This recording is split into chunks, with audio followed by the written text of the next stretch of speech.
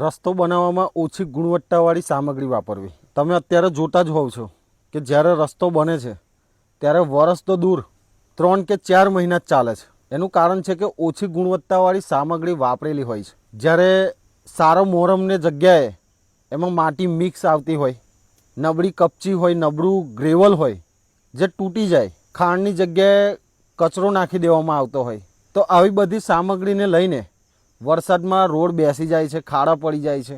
આમાં ભ્રષ્ટાચાર ગેરરીતિ કેવી રીતના થાય? તો એસ્ટિમેટમાં સારી ગુણવત્તાવાળી સામગ્રી લખેલી હોય છે, એનો ખર્ચ છે તે વધારે આવતો હોય છે અને એ સરકાર પાસેથી રૂપિયા લઈ લેવામાં આવે, જ્યારે રિયલમાં સામગ્રી ઓછી ગુણવત્તાવાળી હોય છે અને એ સસ્તી હોય છે। એટલે એ બેની વચ્ચેનો તફાવતમાં જે નફો મળે છે એ જે તે પદાધિકારી અધિકારીઓને થતો હોય છે। તો આ રીતે રોડની સામગ્રીને લઈને ભ્રષ્ટાચાર ગેરરીતિ કરવામાં આવતી હોય છે।